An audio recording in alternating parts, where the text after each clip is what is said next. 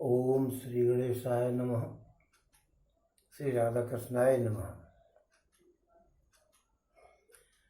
कल हमारा पहला अध्याय पूरा हो गया था गीता जी का।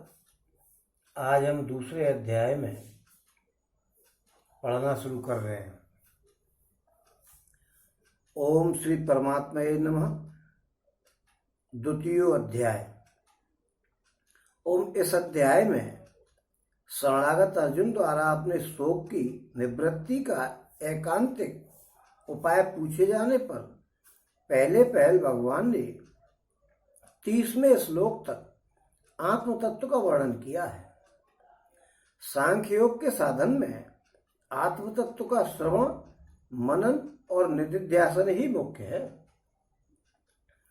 और यद्यपि इस अध्याय में 30वें श्लोक के बाद स्वधर्म का वर्णन करके कर्मयोग का स्वरूप भी बतलाया गया है, परंतु उपदेश का आरंभ सांख्य योग से ही हुआ है और आत्म तत्व का वर्णन अन्य अध्यायों की अपेक्षा इस अध्याय में अधिक विस्तार पूर्वक हुआ है। इस कारण इस अध्याय का नाम सांख्य योग रखा गया है। और जैसा कि हम अध्याय पढ़ने से पहले उसका महत्व पढ़ते हैं, तो आज हम दूसरे अध्याय का महत्व पढ़ेंगे पहले, उसके बाद अध्याय को चालू करेंगे।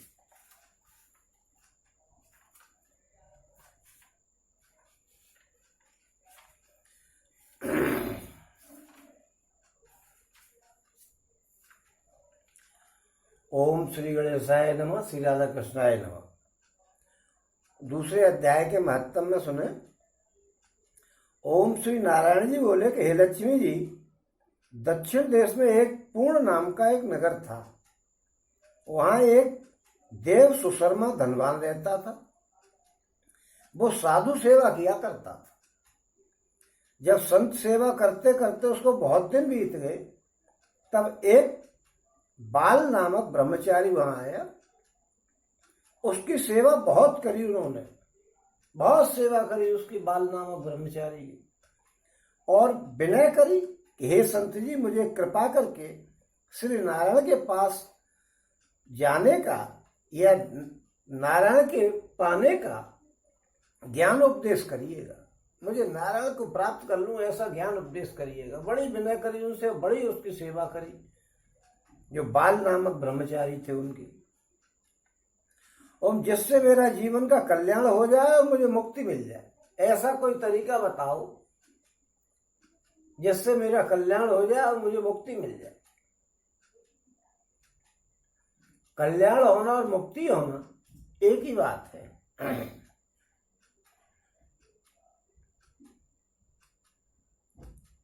इसका ये अपनी भाषा में कल्याण का अर्थ नहीं लगाना चाहिए कि उसका तो कल्याण ही हो गया, मतलब उसका जो हो गया सो ऐसे कह देते हैं, वो नहीं है। ये कल्याण वो है जो भगवान जी के पास पहुंच जाते हैं, भगवान जी के शरीर में चिपक जाते हैं। ओम तब ब्रह्मचारी ने कहा कि मैं तुझे गीता जी के दूसरे अध्याय का पाठ सुनाता हूं, उसके सुनने से तेरा कल्याण हो जाएगा। तब देव सुशर्मा ने कहा कि श्री गीता जी के दूसरे अध्याय के सुनने से कोई आगे भी मुक्त हुआ है? क्या आप मुझे ही कह रहे हो? कोई पहले और कोई एक आध आदमी मुक्त हो चुका है गीता जी के दूसरे पाठ को सुनने से?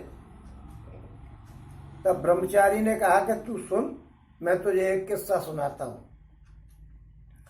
ओम एक अयाली वन में बकरियां चराया करता था और वहां में भजन करता था। एक अयाली जो है वो वन में बकरी चराया करता था और वहां मैं जो है भजन किया करता था।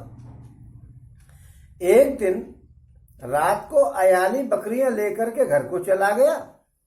मार्ग में एक सिंह बैठा हुआ था। एक बकरी सबसे आगे चली आती देख करके शेर भाग गया। क्या आश्चर्य की बात है कि बकरी आगे आगे चली आ रही थी, उसे देख करके शेर भाग गया। तब अवाली ये आश्चर्य देख करके और बड़ा चकित हुआ कि मैं वहां खड़ा हुआ हूं और बकरी आगे आगे जा रही है और बकरी को देख करके शेर भाग गया।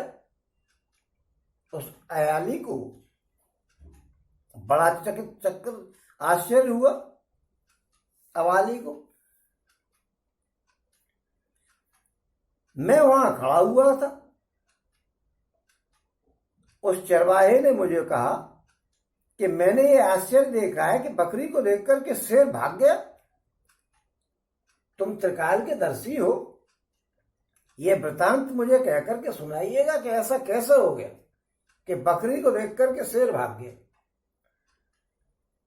तब मैंने कहा, यानी संत जी ने कहा कि अयाली सुनो, मैं तुझे एक पिछली वार्ता सुनाता हूं। यह बकरी पिछले जन्म में डायन थी। जब इसका पति मर गया था तब यह बड़ी डायन हो गई थी। जिस सुंदर लड़के को देखे और उसी को खा जाए। और ये शेर पिछले जन्म में फंदक था, तो फंदा लेके घूमता रहता था। वो पक्षी पकड़ने के लिए वन को गया और डायन भी वन में थी। वहां डायन ने उस फंदक को खा लिया। वो डायन उस फंदक को खा गई। अब वही फंदक शेर हो गया और डायन बकरी हो गई। अब वो फंदक जो है वो दूसरे जन्म में आकर के शेर हो गया और डायन जो है वो मर करके बकरी बन गई। शेर को पिछले जन्म की खबर है, इसलिए बकरी को देख करके शेर ने जान लिया कि अब भी मुझे खाने के लिए ही आ रही है। भाई डर बड़ा खतरनाक चीज होता है। एक बार किसी आदमी की पिटाई कर दो तो वो आपसे हमेशा के लिए डर जाएगा। चाहे उसको दो चार जो कहेगा तू चल हम चल रहे तेरे साथ, लेकिन उसकी हिम्मत नहीं होगी, वो कहेगा फिर मारेगा। जैसे सुग्रीव को मारा था वाली ने, तो राम जी ने कही थी चल, तो वो बोला अरे मुझे मरवा दोगे क्या। फिर वो मार के उसने पूरी परीक्षा ले ली जब राम जी की। उसके बाद वो गया और उसके भी बाद जाकर के पिटा, तो फिर आकर के बोला कि महाराज मेरी हड्डियां टूट गई हैं, क्या करवा रहे हो। तो बड़ी देर में विश्वास, भगवान पर विश्वास किया था उन्होंने। विश्वास जब किया था जब उन्होंने देख लिया था कि ये सब वृक्ष वगैरह को काट देंगे एक तीर में वगैरह वगैरह, इस प्रकार का इम्तिहान लेकर के भगवान का जब उसे विश्वास हुआ था, नहीं जाने की हिम्मत ही नहीं थी। इसी प्रकार वो जो है फंदक डर गया था, उन्हें कि ये बकरी मुझे फिर खाने के लिए आ रही है, और वो भाग गया। तब अयाली ने कहा कि मैं पिछले जन्म में मैं कौन था सा। देखिए पंडित जी महाराज मिल जाए तो फिर जानने की इच्छा तो होती है। तब मैंने कहा, यानी संत ने कहा कि तू पिछले जन्म में चांडाल था, इस जन्म में जो है फंदेबाज अयाली बन गया है। ओम अयाली ने कहा कि हे ब्रह्मचारी जी, ऐसा कोई उपाय भी है जिससे हम तीनों ही इस अधम देह से छूट जाए। कोई ऐसा उपाय है जिससे हम तीनों ही, नहीं ये शेर बकरी और मैं, उपाय कर बता दो ऐसा कोई। तब संत जी ने कहा कि हम तुम तीनों का उद्धार करा देंगे, हम तुम तीनों का उद्धार करा देंगे। एक वार्ता मेरे से सुनो। प्रथम तो एक पर्वत की कंदरा में एक शिला थी, उस पर श्री गीता जी का दूसरा अध्याय लिखा हुआ था। मैंने उन अक्षरों को शिला पर देखा था। अब मैं तुम्हारे को मन वचन और कर्म करके सुनाता हूं, तुम उसको श्रवण करिएगा। ये कहकर के संत जी ने गीता जी के अक्षर सुनाए। तब उसी समय आकाश से विमान आए और उन सबों को विमानों पर चढ़ा करके बैकुंठ को ले गए। सबको विमानों पर चढ़ा करके और बैकुंठ को ले गए, गीता जी के दूसरे अध्याय के अक्षरों को सुनने से ही। अधम देह से छूट करके और देवों की देह प्राप्त कर ली और देव सुशर्मा भी देव देह पाकर के बैकुंठ को चला गया। तब श्री नारायण जी ने कहा कि लक्ष्मी जी, जो मनुष्य गीता जी के ज्ञान को पढ़ेगा या सुनेगा वो अवश्य ही मुक्ति को प्राप्त हो जाएगा। और यहाँ पे आकर के दूसरे अध्याय का महत्तम समाप्त। बोलो श्री कृष्ण भगवान की जय, बोलो श्री कृष्ण भगवान की जय, बोलो श्री कृष्ण भगवान की जय। ये हमारे महत्तम साहब रहे गीता जी के। और अब हम दूसरा अध्याय आरंभ कर रहे हैं। तो हमने पहले अध्याय में गीतोपदेश की प्रस्तावना के रूप में दोनों सेनाओं के महारथियों और उनकी शंख ध्वनि का वर्णन करके अर्जुन का रथ दोनों सेनाओं के बीच में आया, ये बात बताई गई। उसके बाद दोनों सेनाओं में स्थित स्वजन समुदाय को देख करके शोक और मोह के कारण युद्ध से अर्जुन के निवृत्त हो जाने की बात कही गई। ऐसी स्थिति में भगवान श्री कृष्ण ने अर्जुन से क्या बात कही और किस प्रकार से युद्ध के लिए उसे पुनः तैयार किया, यह सब बतलाने की आवश्यकता होने पर संजय अर्जुन की स्थिति का वर्णन करते हुए दूसरे अध्याय का आरंभ कर रहे हैं। जब ये हो गया कि हम नहीं करेंगे और वो पीछे जाके बैठ गया, तो फिर संजय जो है वो सब धृतराष्ट्र को बता रहे हैं। ओम तम तथा कृपयाभिष्टम अश्रुपूर्णा कुलेक्षणम विषीदन्तमिदं वाक्यम उवाच मधुसूदन। ओम संजय बोले कि उस प्रकार करुणा से व्याप्त और आंसुओं से पूर्ण तथा व्याकुल नेत्र वाले शोक युक्त उस अर्जुन के प्रति भगवान श्री मधुसूदन ने ये वचन कहा।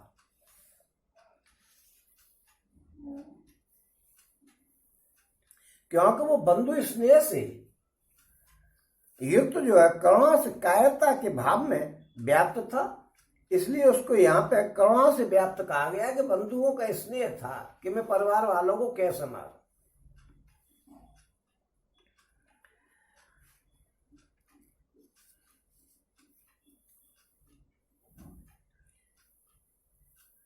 और यहां मधुसूदन कहकर के भगवान के बारे में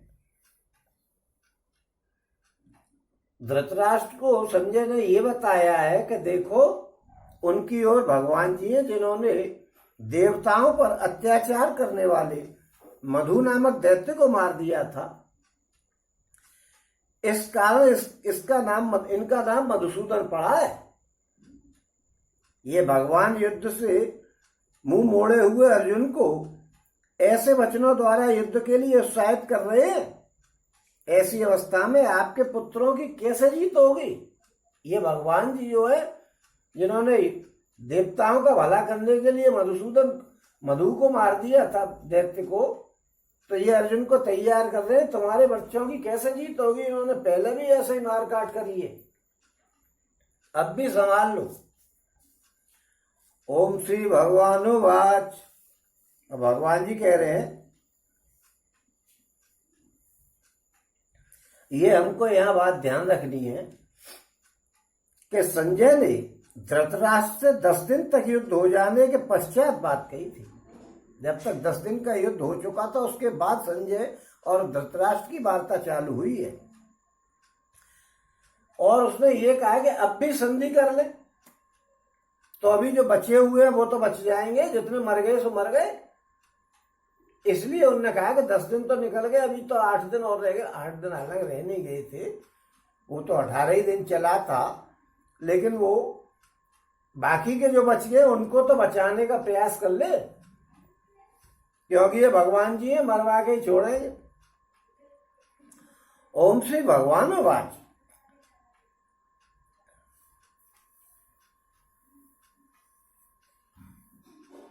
ओम कुतस्त्वा कस्मलमिदं विषमे समुपस्थितम् अनार्यजुष्टम् अस्वर्गम अकीर्ति कर अर्जुन।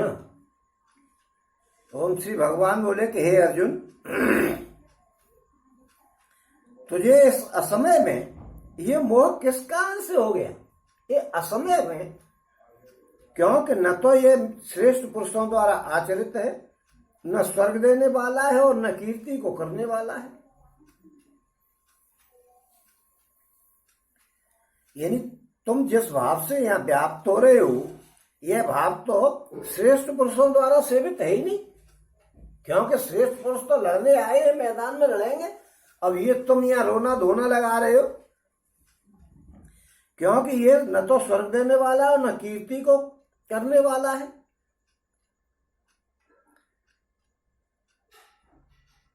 और तुम बुद्धिमान होते हुए भी ऐसे मोह में फंस रहे हो बंधु स्नेह में।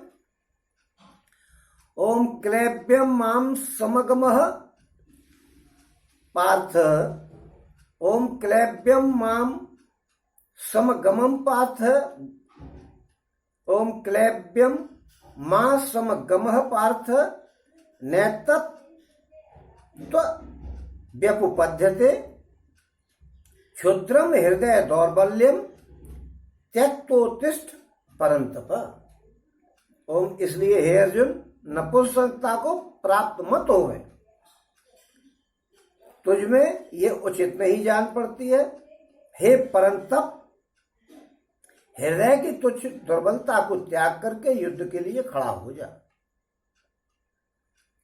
क्लैप्यम मां समगमः पार्थ, यह पार्थ कहकर के ये बताया है कि तू कुंती का पुत्र है। कुंती का एक नाम प्रथा था, और कुंती ने जिस समय कन्हैया जी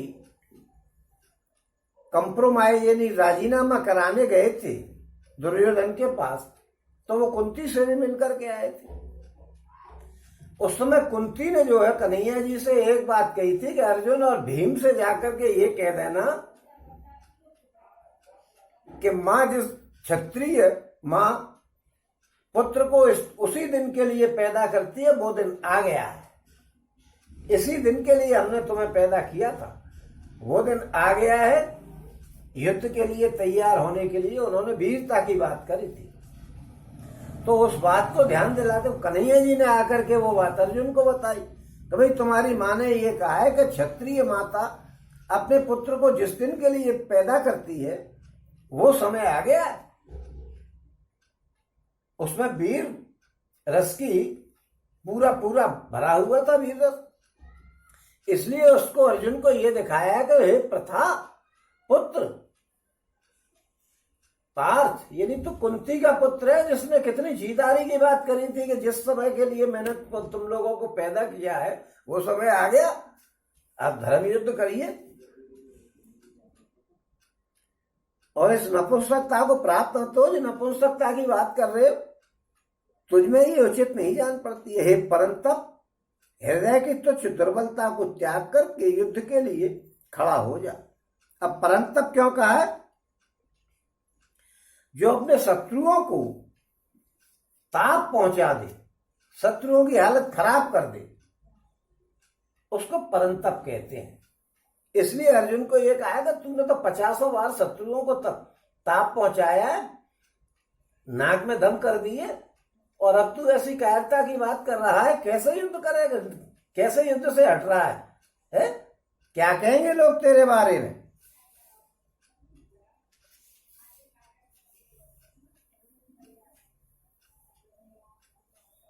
यानी तुम जैसे वीर के हृदय में ऐसी बात आ कैसे रही है? ओम, भगवान के इस प्रकार कहने पर गुरुजनों के साथ किए जाने वाले युद्ध को अनुचित सिद्ध करते हुए अब अर्जुन जो है 2 श्लोकों में अपना निश्चय प्रकट कर रहे हैं। अब 2 श्लोकों में अर्जुन बोल रहे हैं।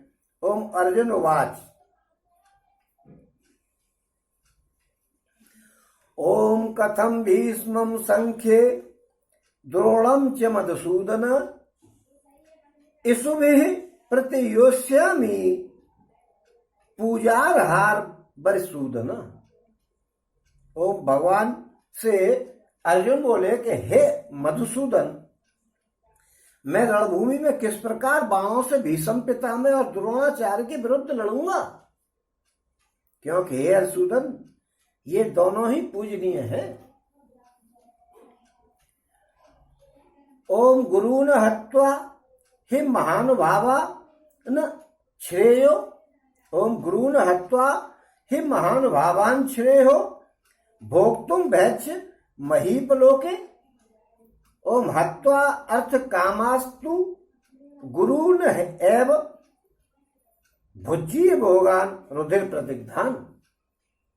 इसलिए इन महानुभाव गुरुजनों को न मार करके मैं इस श्लोक में भिक्षा का अन्न खाना भी कल्याणकारक समझता हूं, क्योंकि गुरुजनों को मार करके भी इस श्लोक में रुधिर से सने हुए अर्थ और काम रूप भोगों को ही तो भोगूंगा। यह पहले अध्याय में यह कहा है कि हे अरिसूदन, मैं रणभूमि में किस प्रकार बाणों से भीष्म पितामह और द्रोणाचार्य के विपरीत लड़ूंगा, क्योंकि उनसे तो मैं जोर से आवाज बोल करके भी बात नहीं कर सकता हूं, तो बाणों से कैसे बात कर लूंगा। उन्होंने ये बात बताई कि मैं उनके सामने कभी अकड़ के बात नहीं की, मैंने जोर की आवाज में बात नहीं की, और अब उनमें डायरेक्ट बाण मार दूं। आप कैसी बात कर रहे हो? जिनके सामने कभी सिर नहीं उठाया मैंने, उनसे अकड़ जाऊं? अकड़ने की तो बात छोड़ो, बाण मार दूं उनमें, ऐसा कैसे हो जाऊंगा?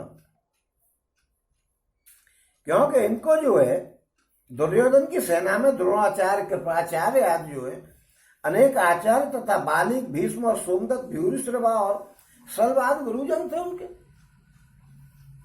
जिनका बहुत ही वो आदर करते थे, तो उनमें कैसे बाण मारने लग जाऊं?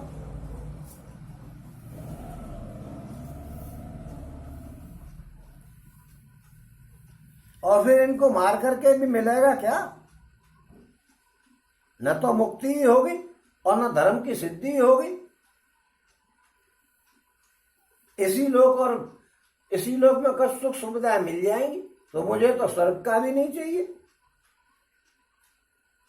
इस प्रकार अपना निश्चय प्रकट कर देने पर भी जब अर्जुन को संतोष नहीं हुआ, तो अपने निश्चय में शंका उत्पन्न हो गई।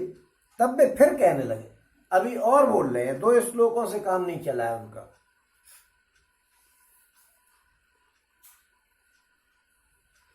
ओम न चैत द्विदः कर्तन्नो वरीयो यद्वा जयेम यदि बानो जयेसुह यानेव हत्वा न जिजीव साम अस्ते बस्तिताः प्रमुखे धार्तराष्ट्राः। ओम हम ये भी नहीं जानते हैं कि हमारे लिए युद्ध करना और न करना, इन दोनों में से कौन सी बात श्रेष्ठ है। अथवा यह भी नहीं जानते हैं कि उन्हें हम जीतेंगे या हमको वो जीतेंगे। और जिनको मार करके हम जीना भी नहीं चाहते हैं, वे ही हमारे आत्मीय धृतराष्ट्र के पुत्र हमारे मुकाबले में खड़े हुए। अब यहाँ एक बात ये कही गई है कि हम ये भी नहीं जानते हैं कि हमारे लिए युद्ध करना और नहीं करना उचित है कि नहीं। ये बात यहाँ इसलिए नहीं कही है क्योंकि उनके दिमाग में ये नहीं आना चाहिए कि वो लड़ना चाहता है या नहीं, इस पे असमंजस में पड़ गया है। वो लड़ना क्यों नहीं चाहता है कि उसको ये पता है कि आताताई को मार देना चाहिए और कोई पाप नहीं लगेगा। ये आताताई है, हम इनको मार देंगे, कोई पाप नहीं लगेगा। लेकिन स्मृतियों में ये लिखा हुआ है कि परिवार का यानी कुटुंब का नाश करने वाला जो पाप है वो महापाप है। तो हम महापाप को करें कि अपने धर्म युद्ध को लड़ें? क्षत्रिय का धर्म है युद्ध, धर्म युद्ध करना। क्षत्रिय को बड़ा मुश्किल से धर्म युद्ध मिलता है। ऐसे तो युद्ध कई मिल जाते, लेकिन धर्म के लिए युद्ध करना, अनीति के विरुद्ध युद्ध करना, तो कौन सा काम बढ़िया है? हम अनीति के विरुद्ध, क्योंकि क्षत्रिय का धर्म है, उसका पालन करें कि कुटुंब को नाश करने से बचाएं, इस असमंजस में पड़ गए हैं। वो ये नहीं कह रहा है कि हम लड़े कि नहीं लड़े, समझ में नहीं आ रही है। वो इसलिए नहीं लड़ना चाहता कि क्षत्रिय धर्म क्या है कि धर्म युद्ध करना चाहिए तो स्वर्ग मिलेगा मरने वाले को, और जीत गए तो राज्य मिलेगा। और कुटुंब के नाश करने को महापाप बताया। अब दोनों बातों में क्या करना चाहिए इस बात को वो नहीं समझ पा रहे, इसलिए उन्होंने ये कहा है कि हमारे लिए युद्ध करना और नहीं करना, इन दोनों में से कौन सी बात श्रेष्ठ है। युद्ध नहीं करे तो जो है धार्मिकता पे आती है कि भाई क्षत्रिय का धर्म क्या है, और युद्ध करें तो कुटुंब का नाश होता है तो महापाप लगता है। तो बताइए हम इस चक्कर में क्या करें।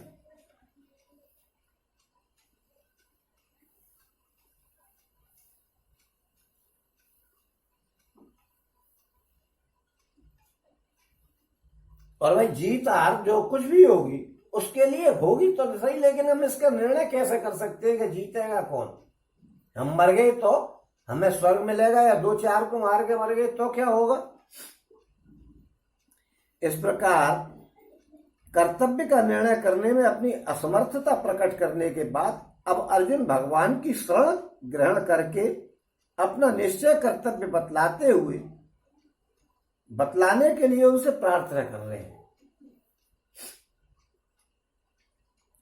ओम कार्पण्य दोषो अपहत स्वभाव प्रच्छामि त्वाम धर्म सम्मूढ़ चेता।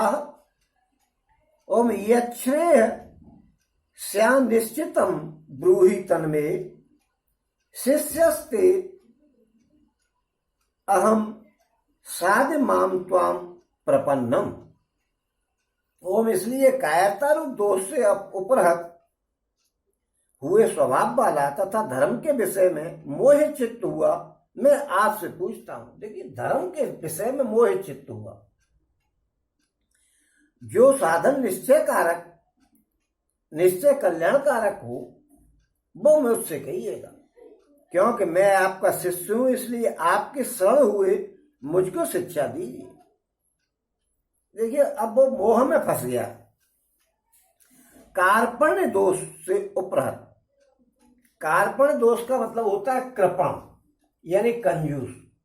जिस आदमी के पास बहुत सारा पैसा है और वो खर्च करने में उसको झिझक रहा है, खर्च नहीं करता है, और भोगवाद के लिए भी खर्च नहीं करता है, या न्याय संगत कोई कार्य आ जाए उसको भी खर्च नहीं करता है, उसके लिए भी पैसे को दबा करके ही रखता है, उसे कंजूस कहते हैं। भाई न्याय संगत तो खर्च करना चाहिए। और एक तो कंजूस का ये लक्षण है। दूसरा, शास्त्रों में कंजूस की एक और परिभाषा बताइए कि जो मनुष्य के जीवन का शास्त्र सम्मत और संत जनों से अनुमोदित जो प्रधान लक्षण है वो है भगवान के तत्व को जानने में,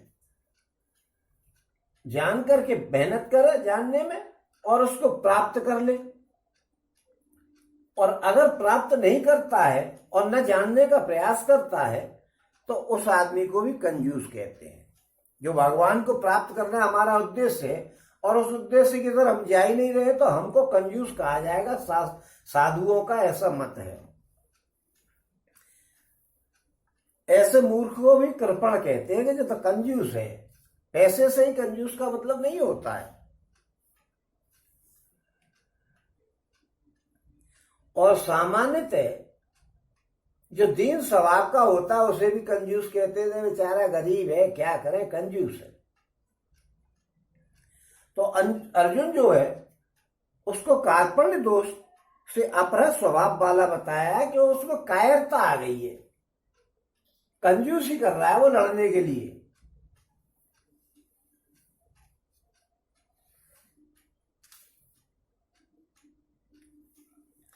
और ये बात बताई गई है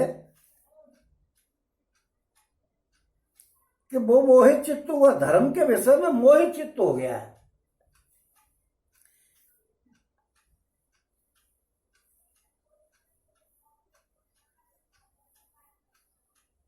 यानी वो धर्म के क्षत्रिय धर्म का पालन करे या जो है वो अपने कुटुंब के नाश से बचे, इस काम को वो नहीं कर पा रहा है। और अर्जुन ने कहा है कि मैं आपका शिष्य हूं और शरणागत हूं। देखिए क्या है कि शिष्य हूं ये कह दिया कि इसलिए मैं आपकी शरण हुए मुझको शिक्षा दीजिए, क्योंकि मैं आपका शिष्य हूं इसलिए आपके शरण हुए मुझको शिक्षा दीजिए। मैं आपका शिष्य हूं का मतलब ही ये हो जाता है कि वो हमारी शरण में है, लेकिन नहीं, थोड़ा सा अंतर है, क्योंकि शिष्य होने में और शरण में होने में बड़ा अंतर है। शिष्य होता है गुरुजी के पास जानकारी लेने के लिए जाता है, तो उसमें अहंकार का भाव होता है। कभी कभी अहंकार भी होता है, कुछ जानकारी लेता है कोई शिष्य जाकर के, तो उसको अहंकार का भाव होता है। जैसे लक्ष्मण जी को रावण के पास राम जी ने भेजा था कि भाई जाओ उससे शिक्षा लेके आओ, तो अहंकार के कारण लक्ष्मण जी जो उसके सिर की तरफ खड़े हो गए थे, तो उनको वो शिक्षा नहीं दे पाया। लक्ष्मण जी लौट के आए कि महाराज वो तो बोलते ही नहीं, वो तो मर गया बिल्कुल। राम जी मुस्कुराए, बोले लक्ष्मण जी की आदतों को वो जानते थे। बोले आप बाबूजी किधर खड़े हुए थे? कि अरे मैं सिर की तरफ खड़ा हुआ। कह रहे वो ब्राह्मण है भाई, आप उससे शिक्षा लेने जा रहे हो, उसको गुरु मानो और उसके पैरों में खड़े होकर के विनम्र भाव से पूछिए, तब आपको शिक्षा मिलेगी। तब दोबारा लक्ष्मण जी गए। तो यानी गुरु जी के सामने नतमस्तक होना बड़ा मुश्किल का काम है। इसलिए शिष्य होने तक से काम नहीं चलेगा। आप शिष्य हो गए, आपको शिक्षा मिलेगी, लेकिन आपको पूर्ण शिक्षा का जो रहस्य होता है वो आपको शायद नहीं मिल पाए, क्योंकि अहंकार बस आप उस शिक्षा को ग्रहण नहीं कर पाएंगे। क्यों? और गुरु भी ये देख लेंगे कि हाँ साहब इसको अहंकार है, तो जो है उनको पूरी शिक्षा शायद नहीं मिल पाए। लेकिन शरण होने वाले का क्या है कि शरणागत के लिए तो गुरु अपना प्राण तक दे देते हैं। उन्होंने ये कहा कि मैं तो आपकी शरण में हूं, मैं बिल्कुल नतमस्तक हूं, अहंकार नाम की चीज नहीं हूं, मैं आपके हाथ की कठपुतली हूं, आप जैसा चाहो वैसा मुझे बताइए। ये शरणागत को कहते हैं आत्मसमर्पण। उन्होंने आत्मसमर्पण कर दिया कि भगवान सर्वशक्तिमान है, सर्वांतर्यामी है, अनंत है और गुणों के समुद्र हैं। ऐसा विश्वास करके अपने आप को सर्वदा निर्बुद्धि और निर्बल जानकर के और उन्हीं के आश्रय हो गए हैं अर्जुन। इस प्रकार शिक्षा देने के लिए भगवान से प्रार्थना करके अब अर्जुन उस प्रार्थना का हेतु बतलाते हुए विचारों को प्रकट कर रहे हैं। ओम न हि प्रपश्यामि मम पानुध्याज्य यच्छोक मुच्छोषण मिन्द्रियाणाम ओम अवाप्य भूमापसंपन्न मृदम राज्यम सुराणामपि चाधिपत्यम। क्योंकि भूमि में निष्कंटक धन धान्य संपन्न राज्य को और देवताओं के स्वामी पने को प्राप्त होकर के भी मैं उस उपाय को नहीं ढूंढता हूं जो मेरी इंद्रियों के सुखाने वाले शोक को दूर कर दे। मुझे पूरा राज्य मिल जाएगा, मैं सब बात समझ लूंगा, लेकिन मेरे दिमाग में सेटिंग नहीं हो पा रही है कि मैं क्या करूं, क्योंकि मेरी इंद्रियां बड़ी परेशान है। इंद्रियां क्या होती है कि इंद्रियां आदमी को विचलित कर देती हैं। अगर इंद्रियों को आप काबू में कर लोगे तो कोई विचलितता होगी नहीं।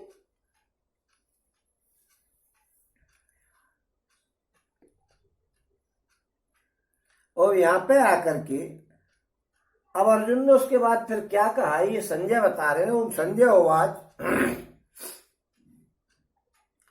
ओम एव मुक्त्वा ऋषिकेशम गुडाकेशेन परंतप न योस्य इति गोविंद न योस्य इति गोविंदम उक्त्वा तूर्षणि बभूवः। ओम संजय बोले कि हे राजन, निद्रा को जीतने वाले अर्जुन अंतर्यामी श्री कृष्ण महाराज के प्रति इस प्रकार कह करके फिर श्री गोविंद भगवान से युद्ध नहीं करूंगा ये स्पष्ट कह करके और चुप हो गए। उन्होंने कह दी कि मैं लड़ाई नहीं लड़ूंगा, दुनियादारी है ऐसी तैसी, मुझे कोई मतलब नहीं। अब गोविंद का तो मैंने आपको बात बताई है कि जो वेदों के द्वारा जाने जाते हैं, बार बार उन बातों को इसलिए कहा जा रहा है संजय के द्वारा कि धृतराष्ट्र की बुद्धि में आ जाए कि ये गोविंद हैं, इनकी व्याख्या वेदों ने करी है और ये आपके विपरीत है, आपके वंश का क्या होगा, आप कैसे बच पाओगे, कुछ तो खोपड़ी में लाओ। इस प्रकार अर्जुन के चुप हो जाने पर भगवान श्री कृष्ण ने क्या किया, इस जिज्ञासा पर संजय कह रहे हैं। अब उन्होंने कह दिया साहब मैं नहीं लड़ूंगा। ओम तमुवाच ऋषिकेश प्रसन्न भारत। ओम तमुवाच ऋषिकेश प्रहसन्न भारत। सेनयोर भयोर मध्ये विसीदंत मिद विसीदंतम इदम वचः। ओम हे भरतवंशी श्रेष्ठ धृतराष्ट्र, अंतर्यामी श्री कृष्ण महाराज दोनों सेनाओं के बीच में शोक करते हुए अर्जुन को हंसते हुए से ये वचन बोले। अब देखो भैया, एक बार एक कबूतर को देख करके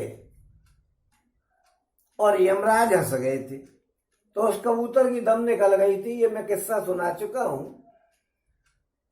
तो कबूतर गया भगवान जी के पास, वरुण जी के पास के साथ। भगवान जी से तो मुलाकात नहीं होगी, पहले गेट कीपर से मुलाकात हो जाती है। तो महाराज ये बताओ कि जो यमराज मुझे देख के हंस गए, वो नहीं अच्छा आज तो मेरा मरना निश्चय है क्या? अच्छा तो मैं तुझे 7 समुंदर पार भेजे दे रहा हूं, मर कैसे जाएगा? यहाँ होगा ही नहीं तो मरेगा कहां से? और वो वहां 7 समुंदर पार पहुंचा दिए, 1 मिनट भी नहीं लगी, और वहां जाके वो मर गया।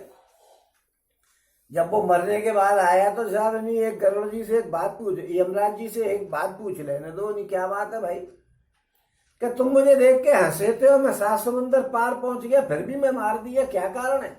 अरे भाई मैं तुझे देख के इसलिए हंसा था कि तू अभी यहाँ खड़ा हुआ और 1 मिनट बाद तेरी मौत होनी है, 7 समुंदर पार तू कैसे पहुंचेगा? तो वो तेरा काम आसान हो गया और गरुड़ जी ने तेरे को वहां पहुंचा दिया और तू मारा गया। तो ऐसे ही मुस्कुरा करके अर्जुन से कन्हैया जी मुस्कुरा करके कह रहे, मुस्कुरा क्यों रहे हैं यहाँ पे?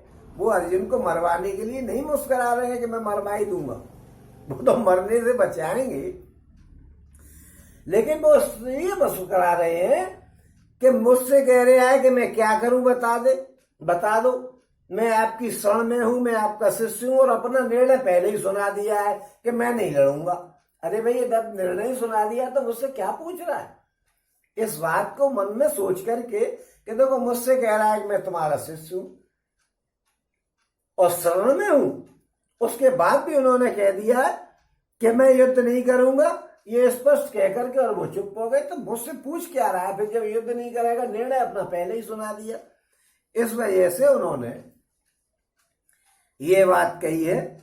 और यहां तक आकर के कन्हैया जी ने अर्जुन की बात सुनी है।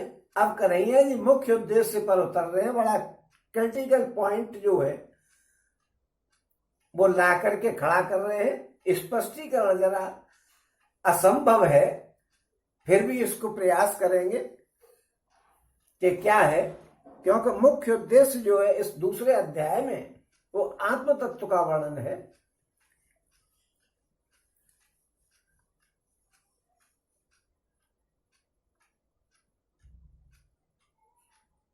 उपयुक्त प्रकार से चिंता मगन अर्जुन से जब भगवान के शरण होकर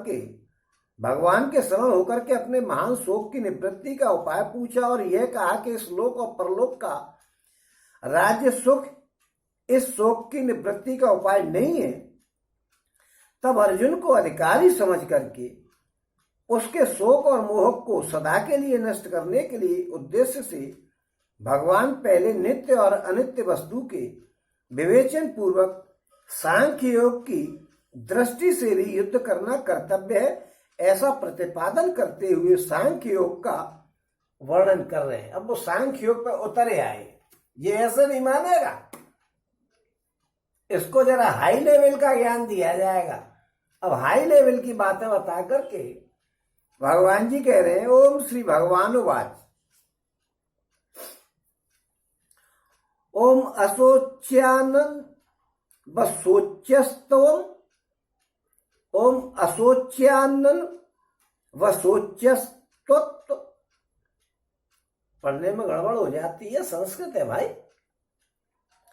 ओम असोच्यानन वसोच्यस्तवम प्रज्ञावादांच भाससे ओम गतासून अगतासूंच नानु सोचंत पंडिता। ओम श्री भगवान बोले कि हे अर्जुन, तू न शोक करने योग्य मनुष्यों के लिए शोक करता है और पंडितों के से वचनों को कहता है। तू न शोक करने योग्य मनुष्यों के लिए शोक करता है और पंडितों के से वचनों को कहता है, परंतु जिनके प्राण चले गए हैं और उनके लिए, जिनके प्राण नहीं गए हैं उनके लिए भी पंडित लोग शोक नहीं करते। बात तो पंडितों की सी करता है, लेकिन बात काम करता है तू अज्ञानियों के से, क्योंकि जो शोक करने के योग्य नहीं उनके लिए शोक कर रहा है, और जो बात पंडितों की सी करता है, परंतु जिनके प्राण चले गए हैं उनके लिए और जिनके प्राण नहीं गए उनके लिए भी पंडित जब शोक नहीं करते। क्यों नहीं करते हैं?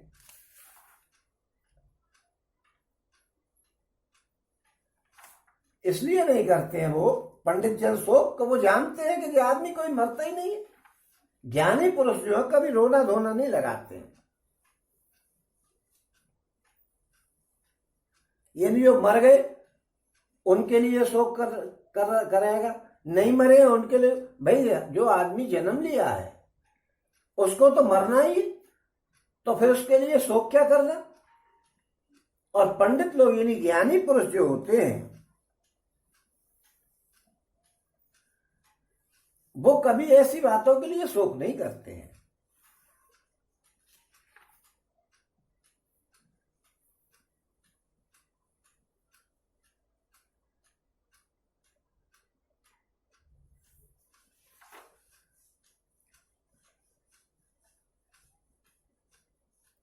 क्योंकि कुल का संहार हो जाने से स्त्रियां भ्रष्ट हो जाएंगी इत्यादि बातें कह करके जो अर्जुन ने बातें बताई है वो भगवान जी कह रहे हैं कि ये पंडितों की सी बात नहीं है, क्योंकि पंडितों की दृष्टि में एक सच्चिदानंद का ब्रह्म ही सब कुछ है, उसकी भिन्न, उससे अलावा भिन्न कोई वस्तु है ही नहीं। वही सबका आत्मा है, उसका कभी किसी प्रकार भी नाश नहीं होता है। शरीर अनित्य है, वो रह नहीं सकता है, तथा शरीर अनित्य और अचिंत्य है। आत्मा और शरीर का संयोग वियोग व्यवहारिक दृष्टि से अनिवार्य होते हुए भी वास्तव में स्वप्न की भांति ही है। फिर वे किसके लिए शोक करें और क्यों करें? भाई शरीर क्या है, व्यवहारिक होते हुए भी आत्मा है। ये तो आत्मा का कभी किसी से संयोग और वियोग होता ही नहीं है। और ये शरीर तो अनित्य है, इसको तो मरना ही है। इसके लिए पंडित लोग तो कभी शोक नहीं करते हैं, क्योंकि उनकी नजर में तो केवल भगवान ही होते हैं, सब कुछ जो होते हैं। इसका मतलब तू पंडित आदमी नहीं है, तो पंडित कहां, वो तो क्षत्रिय महाराज। केवल पंडितों की सी बात करने का प्रयास करता है। अब पहले भगवान आत्मा की नित्यता का प्रतिपादन करके आत्मदृष्टि से उनके लिए शोक करना अनुचित सिद्ध कर रहे हैं। तो वो कह रहे हैं ओम न त्वेवाहम जातु नासम न त्वं नेमे जनाधिपाः न चैव न भविष्यामः सर्वे वयमतः परम। न तो ऐसा है कि मैं किसी काल में नहीं था और न तू नहीं था, अथवा ये राजा लोग नहीं थे, ऐसा भी नहीं है कि इससे आगे हम सब लोग नहीं होंगे। अब इसका मतलब क्या है कि नहीं होंगे? क्योंकि भगवान जी ये बात दिखा रहे हैं कि किसी भी आदमी का किसी भी काल में अभाव नहीं है, क्योंकि ये मर जाएंगे फिर जन्म ले लेंगे, और हम पहले भी थे और अब भी है। क्योंकि शरीर के नाश से आत्मा का नाश नहीं होता है। इस प्रकार आत्मा की नित्यता का प्रतिपादन करके अब उसकी निर्विकारता प्रतिपादन करते हुए आत्मा के लिए शोक करना अनुचित सिद्ध कर रहे हैं। ओम देहिनो अस्मिन यथा देहे कौमारम यौवनम जरा तथा देहांत प्राप्ति धीरस तत्र न मोहती। तो जैसे जीवात्मा की इस देह में बालकपन, जवानी और वृद्धावस्था होती है, वैसी ही अन्य शरीर की प्राप्ति होती है। उस विषय में धीर पुरुष मोहित नहीं होता। अब धीर पुरुष एक नई चीज ला करके खड़ी करी है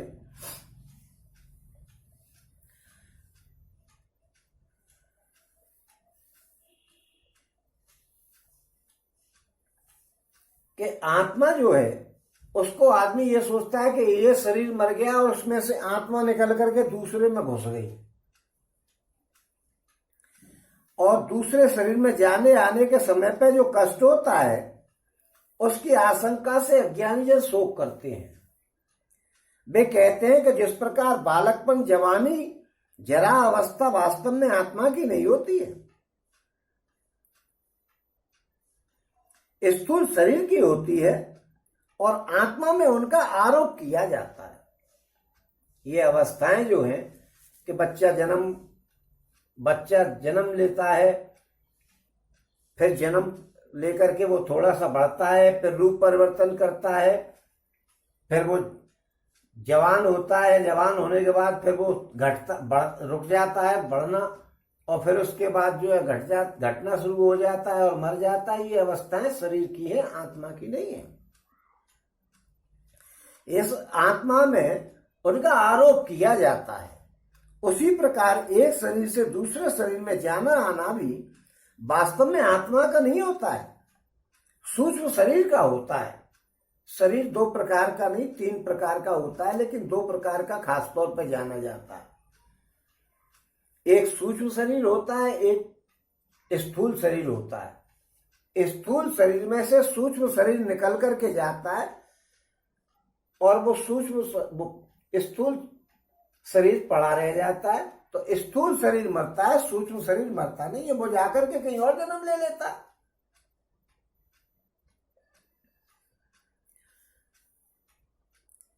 वास्तव में आत्मा का नहीं होता है वो निकलना, सूक्ष्म शरीर का निकलना होता है, और उसका आरोप आत्मा में किया जाता है। आज किसी शरीर में से, स्थूल शरीर में से सूक्ष्म शरीर निकल जाता है, तो हम लोग कहते हैं कि ये तो उसकी आत्मा निकल गई। आत्मा नहीं निकल गई, आत्मा तो अमर है, अजर है, उसका तो कुछ हो ही नहीं सकता। ना वो हिलती है न चलती है, वो तो पूरी जगह समाई हुई है।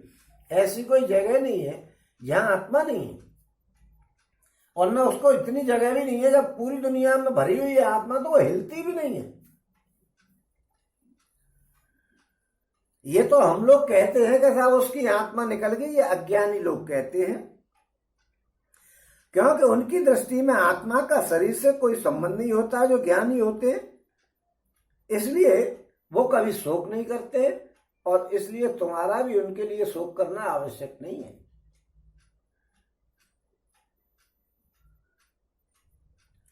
और अब भगवान जी सब प्रकार से संयोग और वियोग को अनित्य बतला करके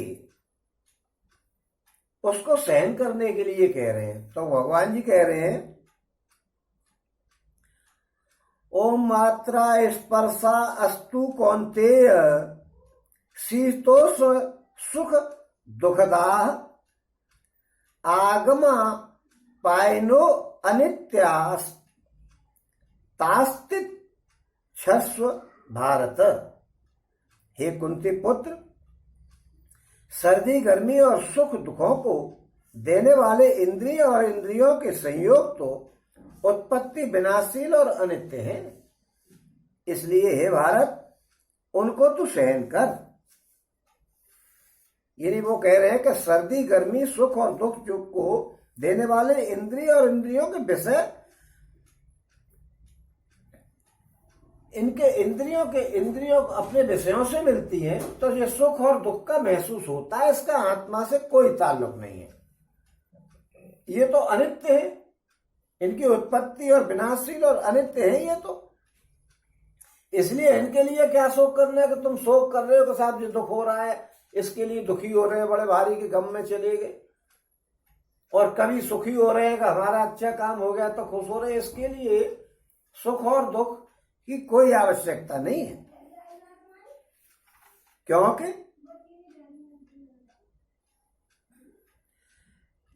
यम हीन व्यर्थ यन्ते येते पुरुषः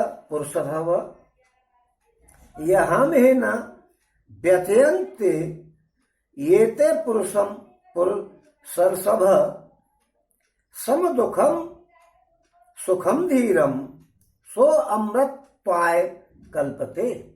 क्योंकि हे पुरुष श्रेष्ठ, सुख और दुख को समान समझने वाले जिस धीर पुरुष को ये इंद्रियां और विषयों के संयोग व्याकुल नहीं करते, वो मोक्ष के योग हो जाता है।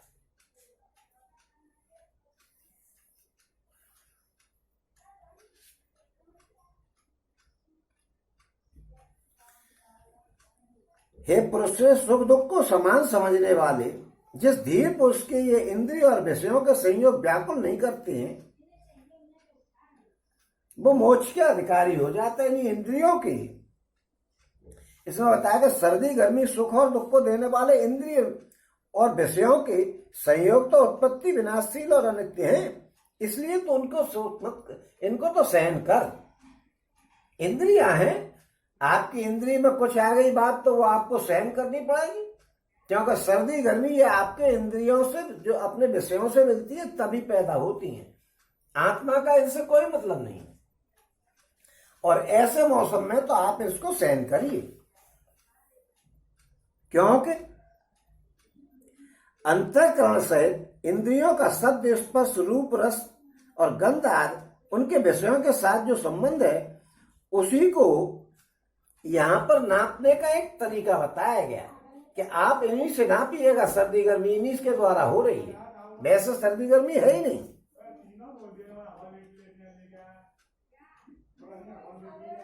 क्योंकि हे पुरुष, दुख सुख को ध्यान समझने वाले जिस धीर पुरुष को इंद्रिय और विषयों के संयोग व्याकुल नहीं करते, धीर पुरुष उसको कहते हैं जो भगवान को प्राप्त हो चुका है या होने ही वाला है, उसको धीर पुरुष कहते हैं। क्योंकि अधिकांशतः तो उसको कहते हैं जो भगवान को प्राप्त हो चुका है, लेकिन कभी कभी ऐसा भी होता है वो प्राप्त होने ही वाला है, और वो जो आदमी भगवान को प्राप्त होने वाला है उसकी नजर में आत्मा के अलावा कुछ है ही नहीं। तो ये इंद्रिय और इंद्रियों के सुख दुख जो होते हैं ये तो कुछ है ही नहीं। इसलिए जन्म मरण सब सुख दुख होगा, हान लाभ प्रिय मिलन भी होगा, काल कर्म बस होए गोसाई बरबस रात दिवस की ना। और सठ हर्षे सुख दुख भी लिखाई और दो समधीर रहे जगबाही। यानी सठ जो है गमाल जो है वो सुख और दुख में दुखी होते हैं। जो धीर पुरुष है, जो भगवान को ही केवल एकमात्र समझते हैं कि दुनिया में भगवान के अलावा कुछ नहीं है, वो तो दुख और सुख में एक समान रहते हैं।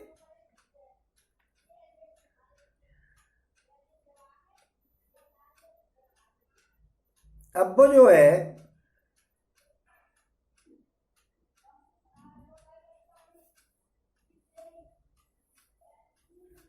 नित्य और अनित्य वस्तुओं के लक्षण बता रहे हैं भगवान जी, सब बात समझा करके चल रहे हैं। ओम ना असतो विद्यते भावो न अभावो विद्यते सतः उभयोरपि दृष्टो अंतस अवनयोस्त दर्शित भी। असत वस्तु की तो कोई सत्ता नहीं है और सत का अभाव नहीं है। इस प्रकार इन दोनों का ही तत्व ज्ञानी पुरुषों द्वारा देखा गया है। असत वस्तु कहते हैं परिवर्तनशील जो बातें हैं, शरीर, इंद्रिय और इंद्रियों के विषयों से समस्त जड़ वर्ग जो है वो परिवर्तनशील है, उसको कहते हैं असत। और उसकी सत्ता नहीं है, इसका मतलब यह है कि इससे भगवान ने यह बात दिखलाया है कि जिस प्रकार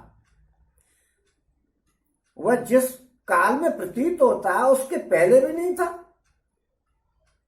और उसके बाद भी नहीं होगा, और जब बाद में भी नहीं है और पहले भी नहीं है तो बीच में कहां से आ गया? इसका मतलब वो है ही नहीं। जिस प्रकार सपने में आदमी देखता है तो आदमी ही आदमी रहता है, वो मुख्य बात में जो सपने में देखा होता है वो तो सभी गायब हो जाता है। तो वो जो देखा था वो पहले था और बाद में पहले भी नहीं, पहले दिखा आपको, लेकिन उससे पहले हम कहाँ थे इसकी पता नहीं, और उसके बाद वो कहाँ चला गया उसका भी पता नहीं, बीच में कौन रह गया तो बीच ही कहाँ से आया? जिसका अंत नहीं है और आदि नहीं है तो उसका मध्य कहाँ से आएगा?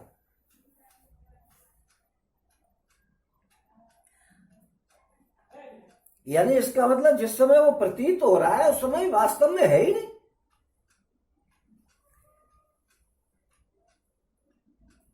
और जब किसी प्रकार ऐसी है ही नहीं कोई चीज कि अभी हम जिंदा हैं, अब हम कहां से आए इस बात का कोई पता नहीं, और हम मरने के बाद कहां चले जाएंगे इस बात का भी कोई पता नहीं, तो अब हम इस समय है तो इसी का क्या है?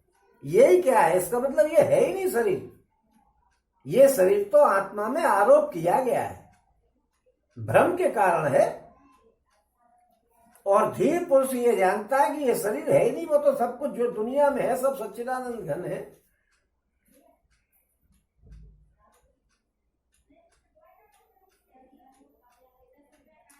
और ये बात बताई गई है कि सत तत्व के लिए जो कहा गया है कि सत का अभाव नहीं, जो असत का तो कहीं सत्ता नहीं। इन चीजों की जो परिवर्तनशील चीजें हैं उनकी तो कहीं सत्ता है नहीं कि ये परमानेंट बनी रहे, ऐसा तो है नहीं।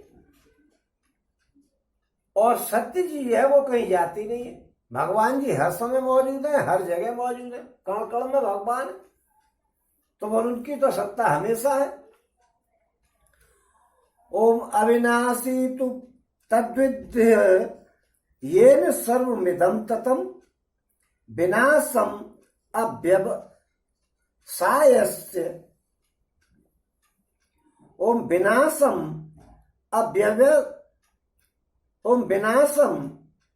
अव्ययसास्य न किंचित मरहसी।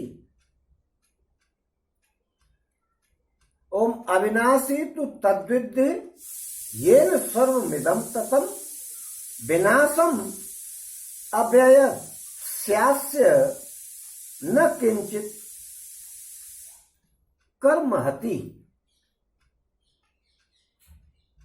नाश रहित तो तू उसको जान जिससे यह संपूर्ण जगत दृश्य वर्ग व्याप्त है।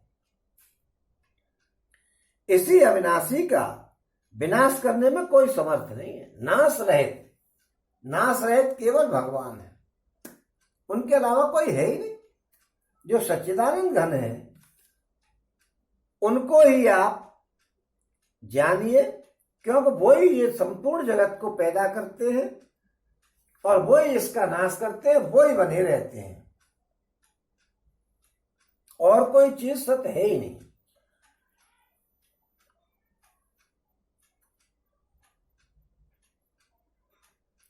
ओम अंतवंत इमे देहा नित्यस्योक्ता शरीरिणः अनाशिनो अप्रमेयस्य तस्मात् युद्धस्व भारत। इस नाश रहित अप्रमेय नित्य स्वरूप जीवात्मा के ये सब शरीर नाशवान कहे गए हैं, और इसलिए हे भरतवंशी अर्जुन तू युद्ध कर। इस नाश रहित अप्रमेय नित्य स्वरूप जीवात्मा के, ये सब जो जीवात्मा है वो कभी नहीं मरता है। और इसके लिए हमको एक अच्छी सी बात समझ में आने की बात आ जाती है, क्योंकि यहां पर यह बात बताई गई है कि अंतःकरण और इंद्रियों के सहित समस्त शरीर नाशवान है। अंतःकरण और इंद्रियों के सहित समस्त शरीर नाशवान है। जैसे सपने के शरीर और समस्त जगत बिना हुए ही प्रतीत होते हैं, वैसे ही ये समस्त शरीर भी बिना हुए ही अज्ञान से प्रतीत हो रहा है। वास्तव में इसकी कोई सत्ता नहीं है। नाश रहित तो केवल भगवान है, ईश्वर है, सच्चिदानंद घन मन है।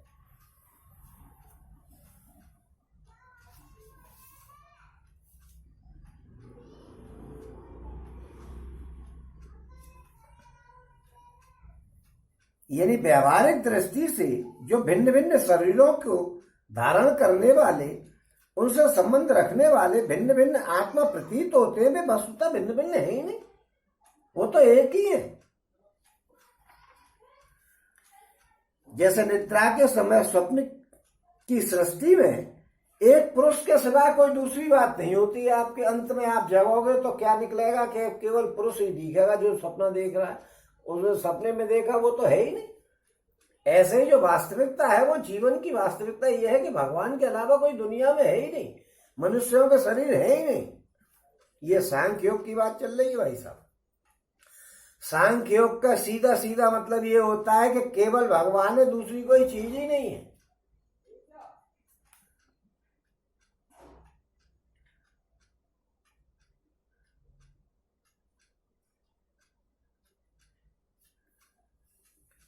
अब ये वो बता रहे हैं कि आत्मा को मरने वाला और मारने वाला बता रहे हैं, तो ये गलत काम है, गलत है।